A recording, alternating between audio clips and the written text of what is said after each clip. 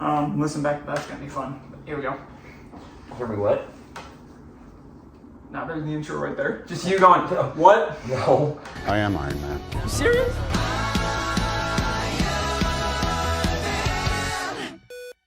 How's it going, everybody?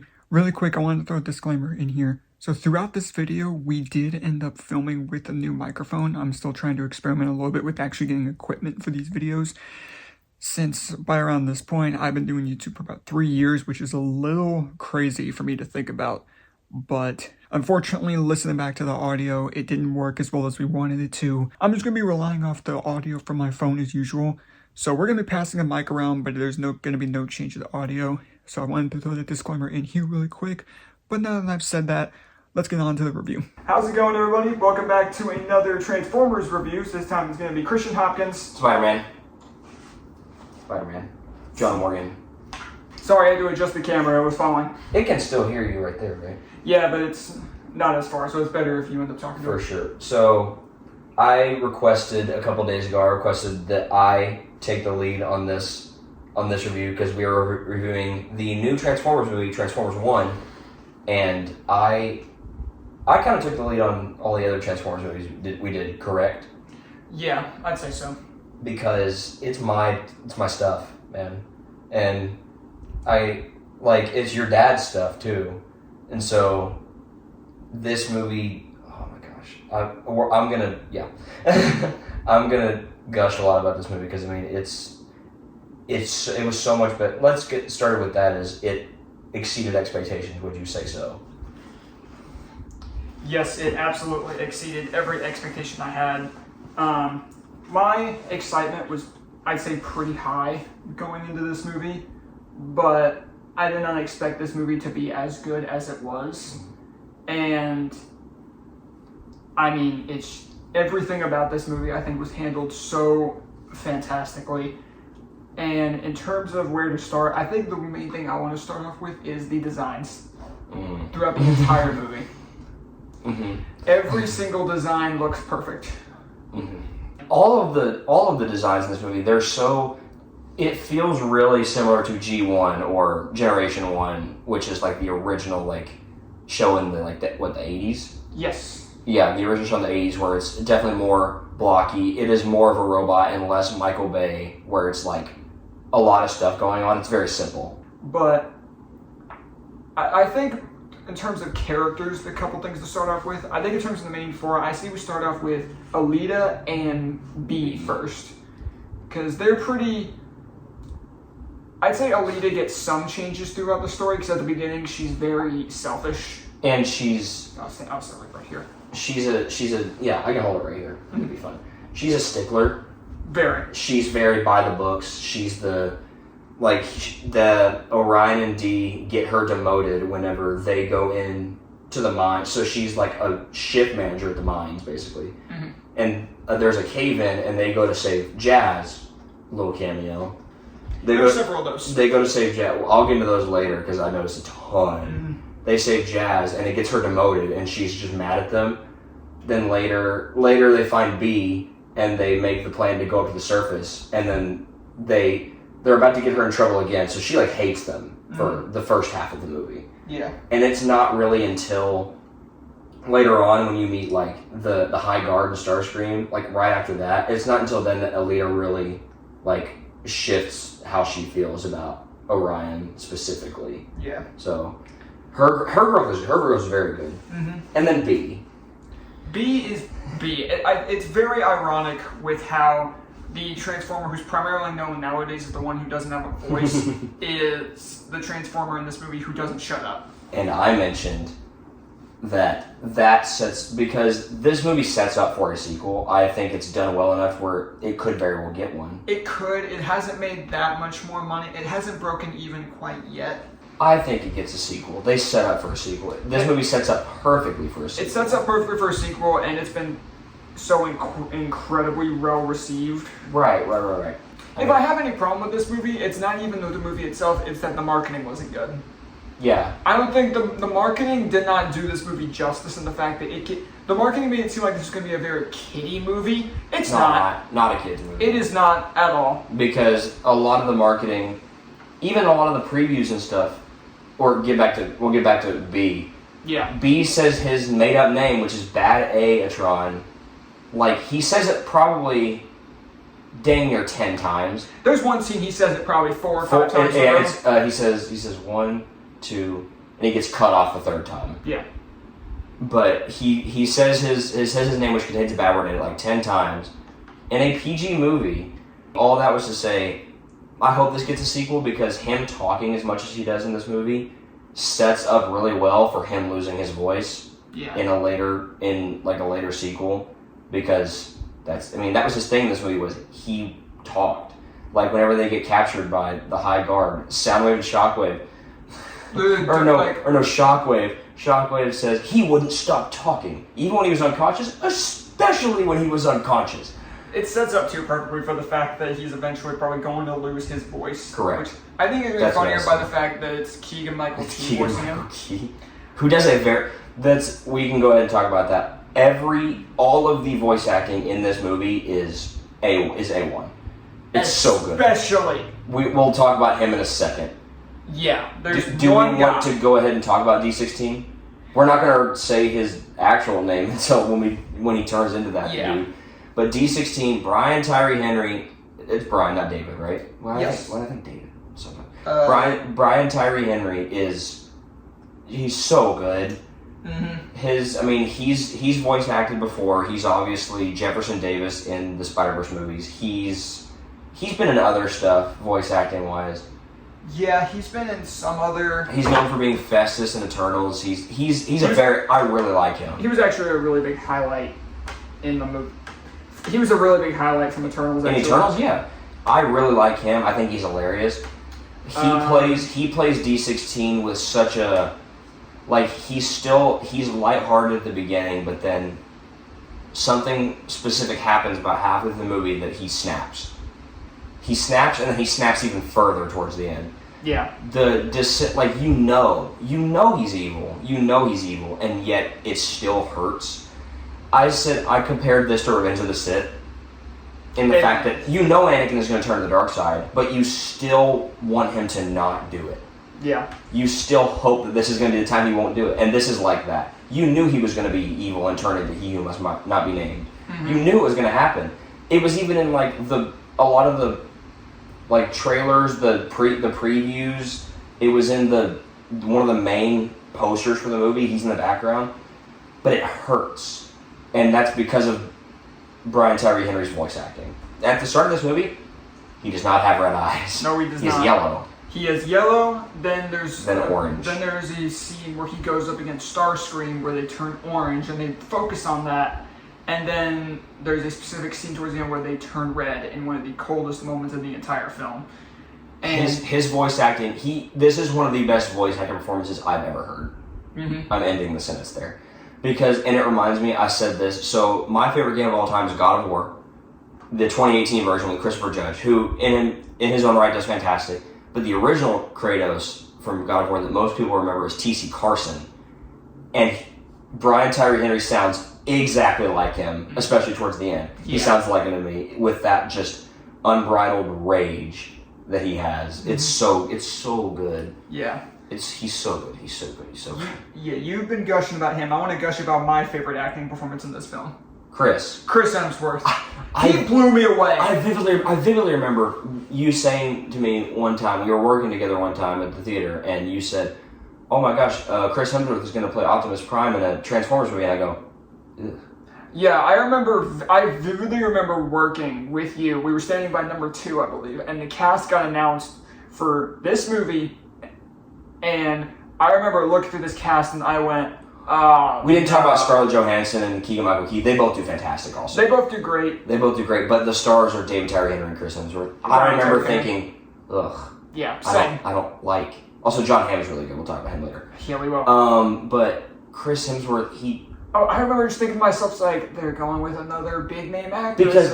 Voice act. Because it reminded me of the whole Chris Pratt thing. I'm not saying Chris Pratt is a bad voice actor, but he was cast 3 things back to back to back, and I think it's partially because he's such a big name. I think some of them it was fine. Lego Movie, no one batted an eye. I think it was primarily with Mario. And then And I love the Mario movie. It's And one of my favorites of all time. then he was Garfield. And he was Garfield, yeah. Which I feel like you could have gotten somebody better. He still didn't do bad necessarily, but He did okay.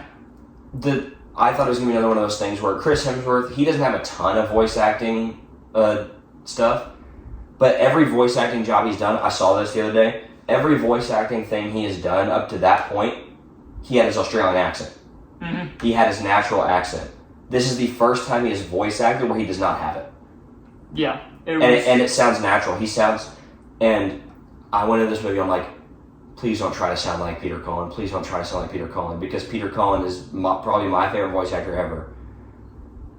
And he does try to sound like Peter Cullen, and it works. And it works exceedingly well. Because he starts, it goes back to them changing how they look in the growth throughout the movie. As he sounds very Chris Hemsworth when he's first, like Orion Pax, tiny Orion Pax. Then he gets his cog. And then there's a couple moments where you're like, Peter Cullen? I think primarily the first scene that stuck out to me was when he talked to the miners. When he talks to the miners, we'll talk about that scene later when we talk about like the plot. Yeah. And then towards the end of the movie where something happens, he blatantly is like Peter Cullen impersonation. And then the last line of the movie is straight up Peter Cullen impersonation. And he does perfectly. And I think it's less of I didn't want it to be a mockery. Like, I didn't want them to just try to do it just because, he's Optimus Prime. It's more of a tribute than anything, in my opinion. Mm-hmm. And I haven't seen Peter Cullen talk about this movie at all, but I'm sure he's all for it. I imagine he is. But the voice acting is the biggest surprise. I wasn't surprised about Brian Tyree Henry. Well, I'm surprised. My biggest worry was Chris Hemsworth. Yeah, for sure. And he knocked it out of the park. Do we want to get into a little bit of the plot? Let's just go chronologically through plot points. Let's, really quick before that, there's one other... Sentinel. Let's talk about Sentinel really quick. We talked about the protagonist. Let's talk about the antagonist for the first, hour and a half. Another one of those characters where if you know anything about Transformers, you're like, isn't he a bad guy? Mm-hmm. Mm-hmm. Specifically, like Dark of the Moon. Like, you know he's like a prime, but he's evil and stuff. And he's played by comedian John Hamm, who does very well. He does great. Because Sentinel in this movie, they paint him as exceedingly arrogant. Exceedingly arrogant, full of himself, and just a bold-faced liar. Yeah. And he plays it with such arrogance. It's really, really good. John Hamm's voice acting makes it to where you hate him. and you're both rooting for D16 to really off him. Because once it gets to the point where it's revealed that he is not a good person, it's right after they find the resting place of the primes. We'll talk about music in a little bit. But it's particularly when they see him meeting with the Quintessons, which are like the aliens, and bug dudes, and he ends up giving them Energon. Yes, vows to them. So the train that they used to take to the surface, that was part of their plan. They used a train to take to the surface. They thought all of those boxes were full of just trash, unwanted metal, but there's actually Energon in them. And so that's the first thing that really makes D16 snap. Because up to that point... It makes everybody else snap, but not to the extent. Up to that point, he worshipped Sentinel as his idol. Worshipped, yes. Yes, correct. And everybody did. All of them did. And then that really was a turning point. And then that's when the last character I think we can talk about with... Alpha Trion. Lawrence Fishburne. Very good. So good. Really cool character. Mm-hmm. Also, he just looks awesome. He's a Maximal. Mm-hmm. Which, for those that don't necessarily pay attention to a lot of the Transformers lore, is just a Transformer that instead of turning into a car, turns into an animal. He turns into this weird tiger / dinosaur thing. Really cool. Something like that. If you watched last year's movie, Rise of the Beasts, you know what a Maximal is. Yes, you know what a Maximal is. That's right. And because they find him, he's the only remaining Prime. Even though he wasn't necessarily called a Prime, he was one of the Primes, basically. Yeah. Yeah, he's the only living one, and then he gives them their cogs. I think we can talk about the plot. There's not a lot to talk about before that, but I'll quickly mention this movie is my kind of humor. Okay, mm-hmm. It's dry, it's stupid. I love it. For instance. Oh yeah? Well, watch this. Or a shot that was in the shot that was in the previews was they're on that train. And they're staring? And they're staring at, like, basically what's an avalanche, an avalanche. They're staring at it, and he goes, D16 goes, is it getting closer? And then, out of nowhere, B starts running away. Yep. It's instant. It's so fast. I kind of can't. But it's so funny. This movie's hilarious. It's funny. We will fall. Anyways. I think now I can start talking about the plot. We've talked about all the main characters we need to. I mean, you can start with, like, the Iacon 5000. That's probably the first big scene. The movie is split into, I'd say, 3 different acts, with the first act being Miners / Iacon 5000. / Icon, and then the second act, I say, really starts probably around the time they are on the train. Yeah. And then when it they get ends, I'd say it ends probably right after D and B are taken. Mm. And then that's when the entire third act happens. But the Iacon 5000, fun fact, the original winner was supposed to be Mirage. Really? Mm-hmm. I thought that... They show him briefly. He's one of the people that gets picked up by the magnet at the very end. Mm. That's one of those is Mirage. He was originally supposed to be winner, but now it's like I forgot their name. But like D16 is pumped for the Iacon 5000, which is just Mario Kart. Pretty much. It's just Mario Kart. He's pumped, and then Orion takes him up to the finish line, like inside of the banner for the finish line. Yeah. To what D16 thinks is to watch it. And then he attaches a jetpack. Why'd you bring jetpacks? And when it starts, they drop down. And they're in the race at that point, because that's where Orion starts saying the line, "We're more than meets the eye," because he wanted to prove that they were more than just cogless miners are the words they use. It's really, really cool sequence. It ends with them coming in last. Pretty much. They were about to win, but then D ended up getting injured from just a part of one of the racers that got caught in the magnet and had like a part broken off of them. And we're willing to bet they got last. But also, fun fact, the announcer is Steve Bloom, a.k.a. Starscream from Transformers Prime, a.k.a. Wolverine and everything. A.k.a. as of recording this, the guy we met a month ago. You can put the picture up here. I didn't take a picture with him, but you did. Yeah, no, I know I made a community post about going there where I met Yuri Lowenthal, but that's a bunch of people I met. Steve Bloom, but a couple anime voice actors, voice of Eren Yeager again, met Mikasa Ackerman, met Mario, greatest weekend of my life.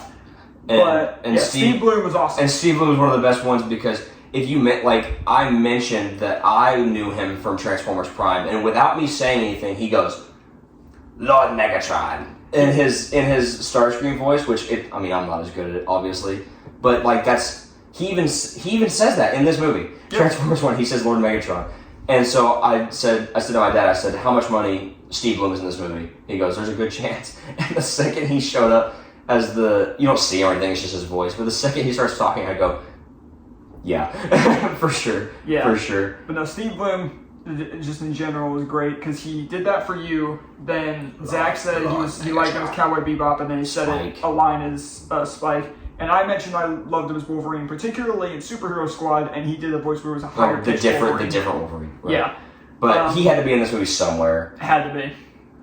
I would have liked him to be Starscream, but Steve Buscemi was good too. He was good. That moves us on to they meet Sentinel briefly, and Arachnid, who I initially thought was a character named Black Arachnia, who is like a main character in Beast Wars, but it's not. It's just a one-off character. Yeah. Looks terrifying. Yeah. Yeah, she's got like legitimately like a million eyes in the back of her head. Mm-hmm. And so then... And then that transitions us into... Darkwing. Darkwing is mad that they like messed him up, because they like land on him at one point. They hit him or something at one point. I think they prevent him from winning. And he gets mad at them, and he sends them down to sub-level 50. Which is where B is. Which is unknown to the rest of the universe, because they thought there was only like 10 sub-levels. Like 40 or something, like 30, 40, something like that. Point being, B is by himself. So it makes sense why he talks a lot, is because for God knows how long, he hasn't been able to talk to anybody. Fun fact. And then he shows that he has like these fake robots that he talks to. one of their names A-A-Tron. is A-A-Tron, which is a reference to the world-famous teacher bit that Keegan-Michael Key did with A-A-Ron. It's so good. And then Steve. Steve, yep. And then that transitions into the whole train thing. You know, they go on a journey to meet Alpha Trion. They learn the truth about Sentinel, and then they get the cogs to transform. And I know we talked about the designs before, but I want to talk about these four in particular and how they get with the car mode. They all look awesome. They all look. I know we talked about before. It bears repeating. They all look like G1. They all look like it's just what you think about when you think of Optimus. That's exactly what he looks like. Yep. Like when he's in car mode, it's just his legs become the back of the car, his torso is the upper. They all have the bit where they try to transform for the first time. Orion's head goes missing. D16's leg turns into it turns stiff. It turns stiff. It turns into like a track on a tank, but it's not moving, so it just kind of like peg legs. Yeah. Elita, I don't remember. The wheels like on the back of her legs activate, and she starts. Like, oh yes, down. And then B turns into a car, but does not have wheels. And he's using it's still his front. And he constantly crawls on his arms at one point. And then when he crashes, the wheels inflate. Yep. You go through that. They meet the High Guard, and then really good. And then that is also a great scene. But then all the stuff after that, where it also transitions into the final act. It's easy to go through this movie because it's very clearly set into certain scenes. But I really want to spend the most amount of time talking about the final act of this movie because the first two acts are great. And because they're so good, they constantly build upon each other. I was going to briefly talk about the Starscream Megatron fight. Yeah, because that's really what another... D16, sorry. But D16, so there in every single piece of media, there is always this tension between Starscream and D16 and Megatron. There's always this tension between Starscream and Megatron because Starscream wants to be the guy and Megatron just sees him as a lowly, like, peasant, like as a servant. And you get that a little bit here. Because Starscream is like the boss of the High Guard, and he's like ordering them what to do. And then D16 starts to walk out. And what does he say? Something about nobody tells me. Nobody tells me what to do. I'd rather spend my time out. I just figured out I have been lied to my entire life, and now I'm going to do something better than hiding here and sitting around doing nothing. So that begins like this dynamic between him and Starscream, and that. They don't get along. Yeah, like Starscream is second in command, but like that can change like that. Whether that's Starscream trying to overthrow him, or him just getting murdered by Megatron. Yeah. And then that is when he grows his infamous arm cannon that he has in basically every piece of media you see. Mm-hmm. That like punches Starscream in the face, or no, he uses it. It's like he punches it up against his face, and it messes up his voice. Because he was choking him earlier. Yes. He messes up his voice. Steve Buscemi's really good, by the way. Mm-hmm. Very good. And then his eyes turn orange. And then we get that scene when he's declared as the leader of there, and then you get a slow-mo shot of Orion looking at him, and then when D turns back a little bit, you clearly see them turn orange. Because every other character in this movie has blue eyes, except the High Guard. The High Guard has red eyes. Even Sentinel has blue eyes. Mm-hmm. Like, everybody has blue eyes, but D has yellow eyes. And so it's like, huh? What? And so that's your little hint. Then you get a really, really cool scene of Orion and Alita, where Alita's like, hey, I'm better at you at everything, but you're a leader. Yeah. Do leader stuff, you know? Yeah, gives him... It's this moment that really shifts Alita as a character from showing her having a little bit of growth, and that moment's really good.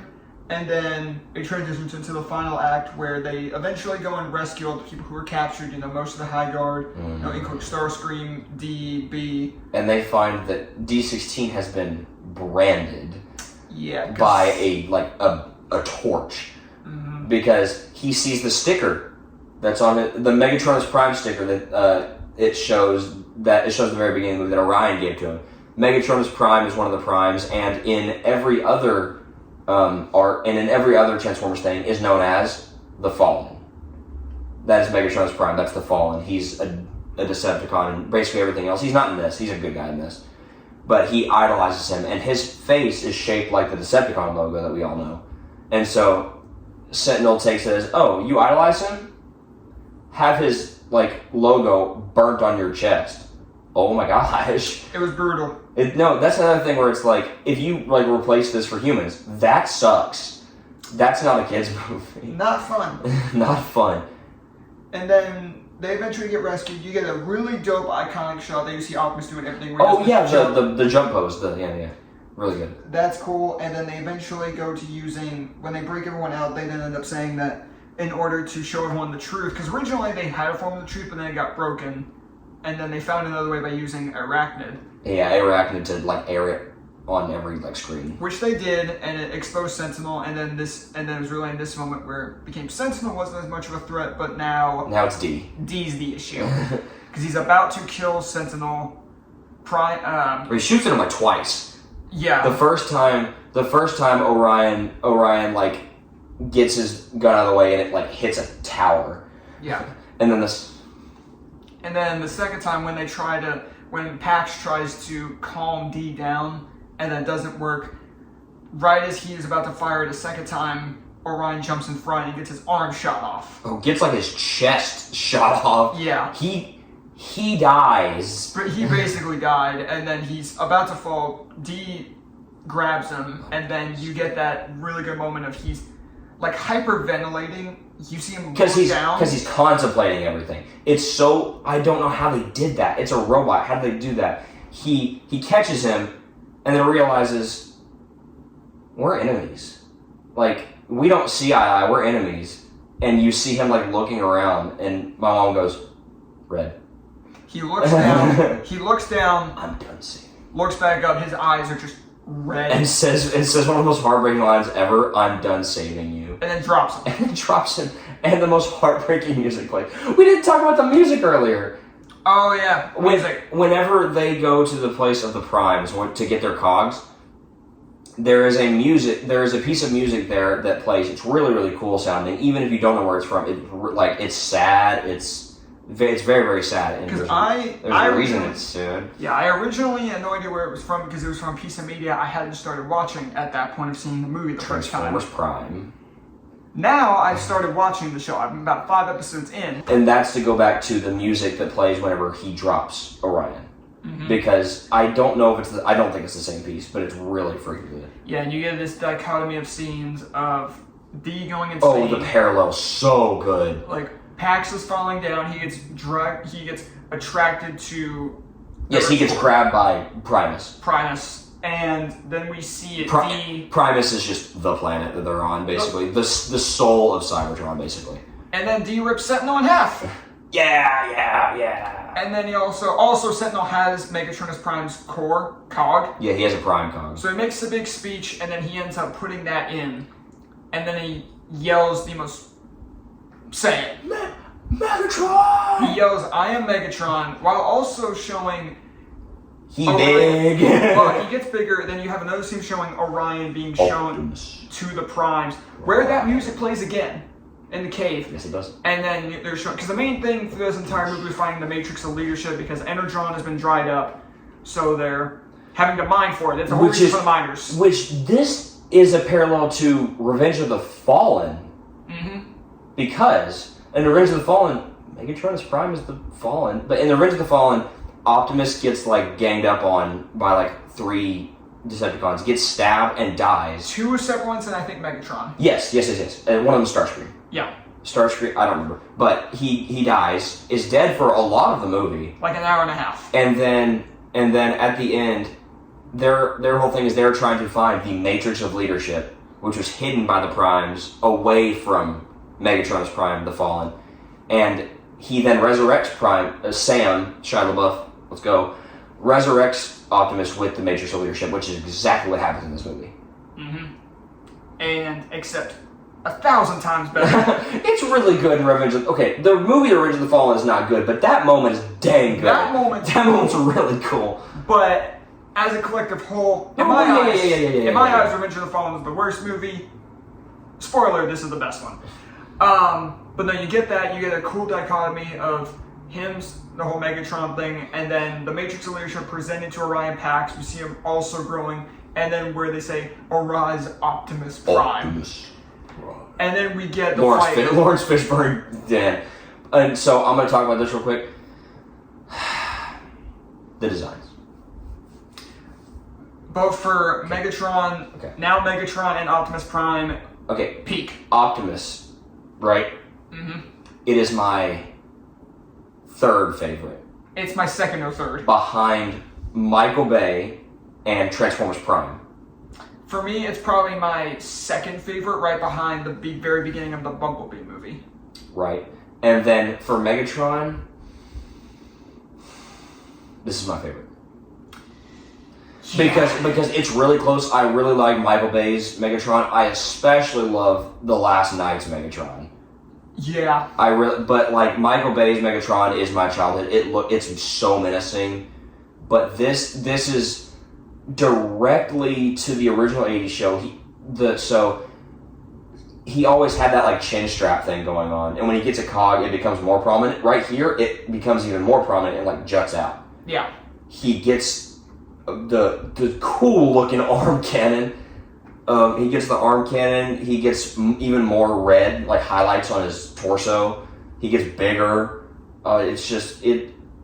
These new designs where Megatron and Optimus get to their massive sizes, because then when they're next to They're both huge. Alita specifically. Yeah. Because Alita and B go to fight him, and he grabs Alita and forces her into the ground, and he is so much bigger than her. Mm-hmm. But before he wasn't like that much bigger than her. Like when they were minors, they were. I mean, he was taller than her, but not by a ton. Mm-mm. He's like 3-4 times her size. Yeah. And which is how it is in like the Michael Bay Transformers movies. Megatron and Optimus are huge, like they're massive, and then B's kind of smaller, but like Megatron and Optimus are the biggest, and this gives a cool explanation for that. Yeah, I do really enjoy that. And the entire final fight is amazing when Optimus gets that axe. Oh, the battle mask, And the battle what I was mask. gonna say first, because Megatron he runs at him, and there's a reference to like a lot of Transformers things. His eyes leave his eyes leave behind like a trace of red, Yeah. which is what it does in a lot of other stuff. But when he charges at him, he poses mask. I freaked out. I mean, you knew it was coming. It was still awesome. Yes, it was still awesome. And the ensuing fight is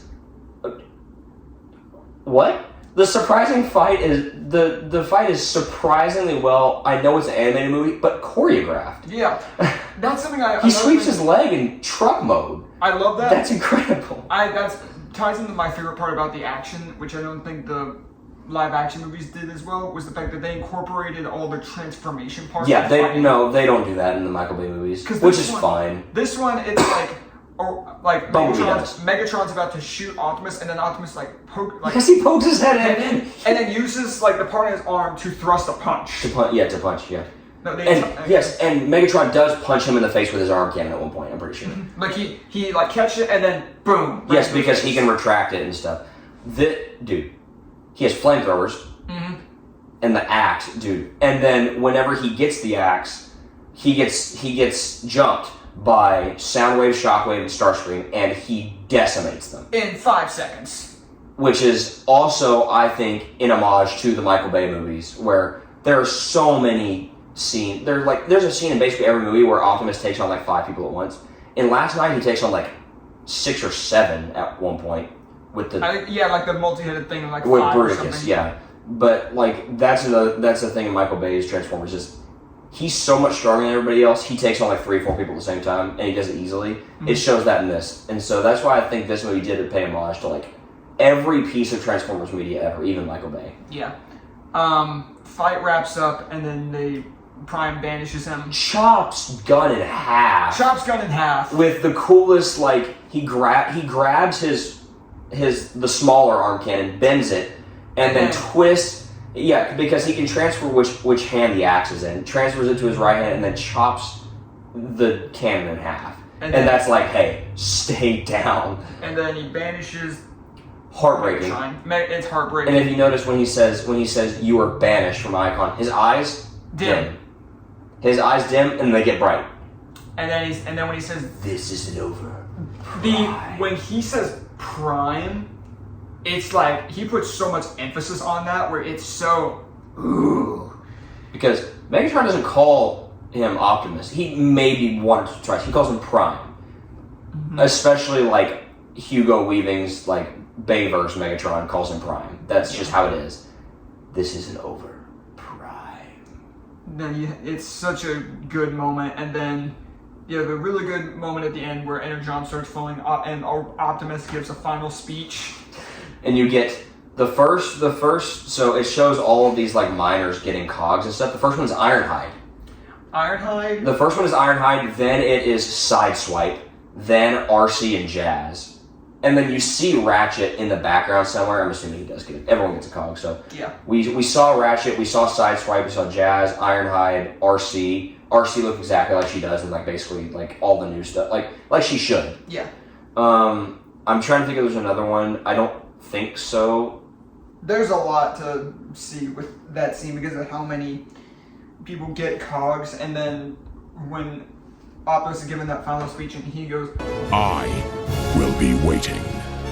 I am Optimus Prime. Peter Cullen. Exactly like Peter Cullen. I'm not gonna say he sounds exactly like him, but he sounds as much like him as he could. Yeah, which is incredible. They put like a voice changer on his voice to sound more like him, and sounds like Bayverse Peter Cullen a little bit, but. And then you have the post-credit scene, which is setting up for. Well, you have two. You have the one. You have Bumblebee. Don't skip over Bumblebee. You have that one first, which is funny one, where he has the knife hands, which is so funny because he like steps. The doors are like that, right? Yeah. The doors are like that, right? These aren't the bad guys. Why did you cut the door? Why did you put the door? No, it's like that, right? No, the first post-credit scene with them is funny, but then the second one, which really sets up for a sequel, where they get the Megatron's Prime thing properly. They get the Decepticon. Where it's labeled Decepticons. And he has a new arm cannon. It's just a different arm cannon. Yeah. And you get the iconic shot that's been basically everything the Megatron is in, of him looking down on the camera. Mm-hmm. And he looks like Megatron. Yeah. And his like officers are Starscream, Shockwave, and Soundwave. Yeah, but it's awesome. And it shows. I also didn't notice this. And then the last shot of the entire movie in that last post-credit scene is the Decepticon logo, and it shimmers like it does in like every like. I'll find something. You'll be able to find like the clip of it. It shimmers as like it zooms in on it. It shimmers, which is what it does in which is what the logos do in every Transformers thing. Yeah. But I think that's really bad. And if there's something we forgot, just know it was good. But just know it was good. Just know it was good. It's about like a 48-minute recording. We got a couple of videos to film after this, so we'll go ahead and get to final scores. There's honestly not a lot to say here in terms of because we've gone over everything. If you would like me to go first, I can. Unless you would like to go first. Go ahead. So this movie is a 10. It is my favorite movie of the year. I don't think it's going to be topped. It's the biggest surprise. The first time I watched this movie, it was like the day before it came out, and I genuinely sat there thinking, do I have any issues with this film? And I had to sit on it for a little bit. And the answer is? No.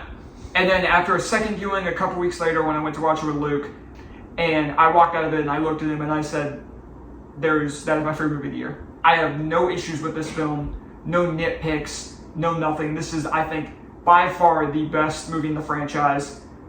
It's, again, one of my favorite movies of all time. I'm not going to say much more other than that. One of the easiest 10 out of 10s I could ever give. Watch this movie. Jonah, go ahead. So, Transformers is my childhood. It's every bit of my childhood, especially the first three. Mm. So, I do agree, and I will say this is a 10. This is probably my favorite movie of the year. Last time I'm coming back in here, I promise. So, I did obviously just say that Transformers 1 is my favorite movie of the year, and so did Jonah. I should actually go ahead and say when that movie was filmed, there were some movies that come out in the later end of 2024 that we hadn't seen yet, that we weren't expecting to be our favorite movies of the year, but we should go ahead and say Transformers is now jumping around the 2 or 3 spot for me because Sonic 3 and The Wild Robot have bumped it down a little bit. Sonic 3, it's kind of vying with that 2 or 3 spot with Transformers 1, and Wild Robot is my favorite movie of the year. And for Jonah, Wicked and Gladiator 2 are his 2 favorite movies of the year. So that doesn't change our thoughts on the fact that everything we love about this movie, but it does change the fact that it is now not our favorite movies of the year, but we still love this movie. Am I going to say it is my favorite Transformers movie? I don't think so. No. I think it's the best. I think it is the best. I'm not going to say it's my favorite because I genuinely cannot pick one. I'm not picking... The other one is Transformers 1 in 2007. Like the first Michael Bay Transformers. That's my other favorite. Yeah. Because I've watched that an ungodly amount of times. This is better. This is a better movie. I will straight up say that this is definitely a better movie. I can't pick one. And the fact that I can't pick one is crazy because the first Transformers movie is probably my most watched movie ever besides Avengers 1. Mm-hmm. So this exceeded every single expectation I had for it. There's nothing wrong with it. And I said this to my dad and he agreed. This movie is like Incredibles, where it is a kids movie, right? It is made for kids. It's an animated movie. But this is one that a kid could watch and be like, yeah, Transformers, yeah. But an adult could watch it and get some of the stuff that kids might not get. And appreciate it just as much as the kids do. But I don't think there's much more we can say about that. Mm-hmm. But genuinely, if you have not seen this movie, go watch it. Mm-hmm. This movie needs to guarantee to have a sequel. Anyways, that's going to have to do it for our review of Transformers 1. Definitely be sure to let us know what you guys thought of this movie down below. And stay tuned for the next review, which is going to be a slightly different format, but we're going to review My Hero Academia, You're Next. It's a movie we watched last week. With a special guest. Which we will be having a special guest for that too. Again, it's going to be slightly different. And then stay tuned for the review after that, where we're going to be reviewing Venom: The Last Dance. But anyways, that's going to do it for us. So thank you guys so much for watching. We will see you guys next time. See you, webheads!